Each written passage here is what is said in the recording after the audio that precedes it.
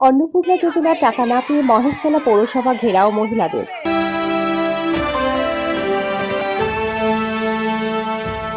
20 August বৃহস্পতিবার মহেশতলা অন্নপূর্ণা যোজনার টাকা না পাওয়ার অভিযোগে মহেশতলা পৌরসভা ঘেরাও করে বিক্ষোভ দেখালেন একদল উপভোক্তা।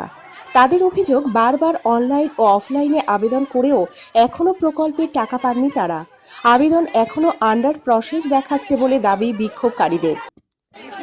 চেয়ারম্যানের সঙ্গে দেখা করতে পৌরসভায় গেলেও তার দেখা না মেলায় ক্ষোভ আরও বাড়ে। এরপরই পৌরসভার সামনে বিক্ষোভে সামিল হন মহিলারা। এক মহিলা উপভোক্তা জানান, তিনি হৃদরোগে অস্ত্রোপচার করিয়েছেন। তার বাবা কিডনি রোগী, পেশায় দর্জি হওয়ায় বাবার চিকিৎসার খরচ জোগাতে হিমশিম খেতে হচ্ছে তাকে। নিজের সমস্যার কথা বলতে গিয়েই কান্নায় ভেঙে পড়েন তিনি।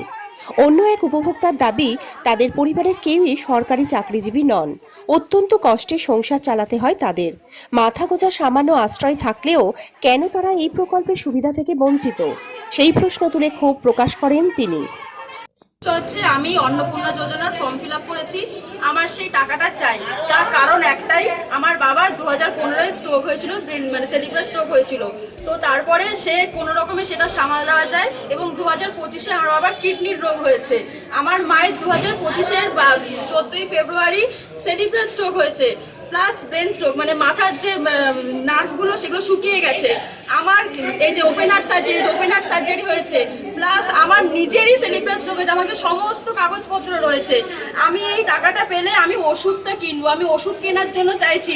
ওষুধের জন্য তো 1-2 টাকা কম লাগে না, অনেকটা টাকা লাগে। আমার শুধু চাইছি যে টাকাটা পেলে আমি দুটো ওষুধ কিনে বাবাকে খাওয়াতে পারবো, নিজে খেতে পারবো, মাকে খাওয়াতে পারবো।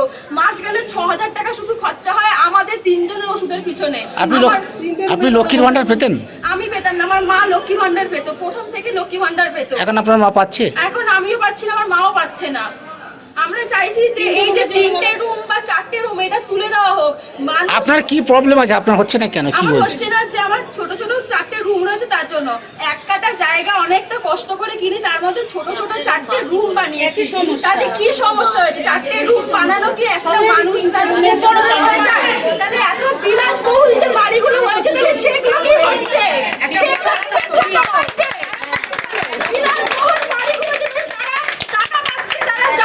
সবকিছু পাচ্ছে, আমরা কেন পাবো না? আমার একজন চেনা কাকু, আমি তাকে দেখিয়ে যেতে পারি সেই মানুষটাকে, তার সে সরকারি চাকরি করে, তার পেনশন পাচ্ছে, তার বউ কি করে অন্নপূর্ণা ভান্ডার পায়? আমার বাবা সামান্য একটা দর্জির দোকান চালিয়ে কি করে পাচ্ছে না? কি করে পাচ্ছে না? আমরা তো কোনো সরকারি চাকরি করি না, কোনো কিচ্ছু করি না, তাহলে কেন পাচ্ছি না আমরা? জুন মাস থেকে আমরা ভুগছি, জুন মাস থেকে ভুগছি, 3 মাস হয়ে গেছে, আজ আমরা পাচ্ছি না। আমরা কি করবো এবারে বলুন? তাহলে এটা কাজ করে সরকারকে বলা উচিত না, তাকে না দেওয়ার হয় কাউকে টাকা দিতে হবে না। এখন আপনারা কার কাছে অভিযোগ করলেন? এখন কার কাছে অভিযোগ করলেন? আমরা চেয়ারম্যান চলে গেছে, পালিয়ে গেছে চেয়ারম্যান। আমরা নিচে অন্নপূর্ণা ভান্ডারে যারা কাজ করে তাদেরকে বলেছি, তারা তো বলছে যে আমাদের হাতে কোনো কিছু নেই। পুলিশ নিয়ে এসে, পুলিশ এসে আমাদের কাছে দিয়েছে। পুলিশ এসে কি করবে? আমাদেরকে কাগজ ছিঁড়ে দেওয়া হচ্ছে, সমস্ত রকম, মানে কারা ছিঁড়ে দিচ্ছে? কারা কাগজ ছিঁড়ে দিয়েছে? পুলিশ আমাদের বলছে আমরা চাকরি করি না।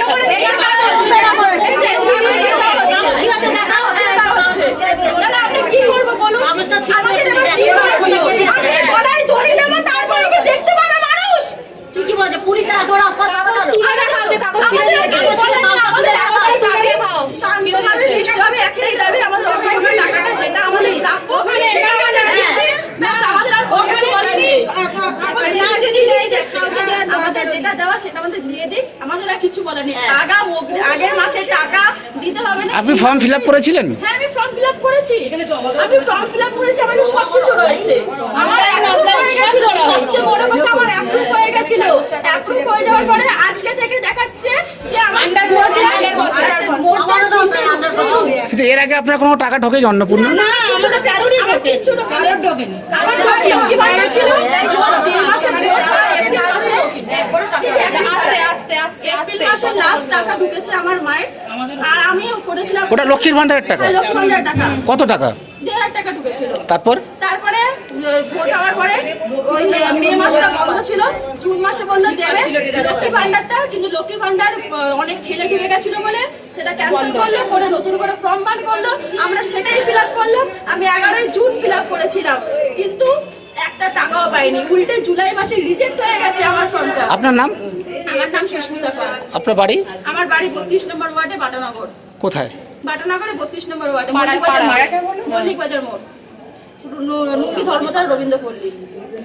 বিক্ষোভ দেখাচ্ছি, কারণ এতদিন আমরা আসিনি, এসছি এতজন একসঙ্গে কখনো আসিনি, কিন্তু আমরা গত 3 মাস ধরে লিটারেলি বলা যায় কুকুরের মতো আমরা এখানে আসছি, দৌড়ঝাঁপ করছি, এসে কাগজ নিয়ে এসে আমরা দেখাচ্ছি যে আমাদের কি ব্যাপার। 3 মাস ধরে আন্ডার প্রসেস, অথচ আমাদের পরে করেছে যারা, এরকম অনেক মানুষ রয়েছে যাদের বাড়ি ভালো, সব ভালো, যাদের প্রয়োজন নেই, তারা পর্যন্ত টাকা পেয়ে গেছে। লাস্ট 3 মাস ধরে তারা টাকা পাচ্ছে।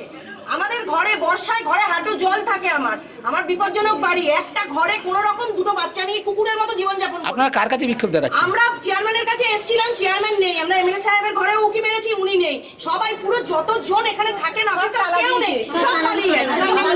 ছুটি তো নেই, আজকে তো বৃহস্পতিবার, ডিউটির দিন, আমরা তো অন ডিউটির ডেটে আমরা এসেছি, তবু কেউ নেই। আজকে হামলা হবে, ওনারা জানবেন 20 তারিখ বেলা 12টার পরে হামলা হবে, টাকা না পেলে ওনারা খুব ভালো মতো জানবেন, সেই জন্য আজকে চেষ্টা করে নিচে যখন যেখানে অন্নপূর্ণার কাজ হচ্ছে সেই ঘরে যখন গেছি, ওনারা উল্টে থানায় খবর দিয়ে আমাদেরকে হুমকি দিচ্ছে। ইভেন আমাদের কয়েকজনের তো কাগজও ছিঁড়ে ফেলেছে। কারা ছিল? ওই যারা কিনা ওখানে বসে রয়েছেন, পুলিশ ছিঁড়েছে, যারা এই সমস্ত দায়িত্বে রয়েছে। আমি আস্তে আস্তে ওরা বলছে দেখো কাগজ হাত থেকে টেনে ছিঁড়ে দিল। তো সুতরাং আমরা চাইছি, আজকে যেমন সরকারের নির্দেশ ছিল যে আজকে 20 তারিখ বেলা 12টার মধ্যে যারা 10 জুলাই পর্যন্ত ফর্ম ফিল আপ করেছিলেন সবার অ্যাকাউন্টে টাকা ঢুকে যাবে, যারা বেনিফিশিয়ারি, কারোর অ্যাকাউন্টে টাকা ঢুকলো না। এখন বাড়ি দেখাচ্ছে, এখন আরেকজনকে এক এক রকম স্ট্যাটাস দিচ্ছে, সেটা তো উচিত না। আমরা সবাই এখানে যারা রয়েছি সবাই প্রয়োজনের জন্য টাকাটা চাইছি, কারোর সন্তানের খরচা, কারোর বাবা মার ট্রিটমেন্ট, কারোর ওষুধপত্র বা কারোর কিছু। আমরা এখানে কেউ মজলিস করার জন্য টাকা চাইছি না, ফুর্তি করার জন্য টাকা চাইছি না। এই টাকাটা আমাদের হকের টাকা, গভর্নমেন্টের টাকা, কারোর বাবার ঘরের টাকা না।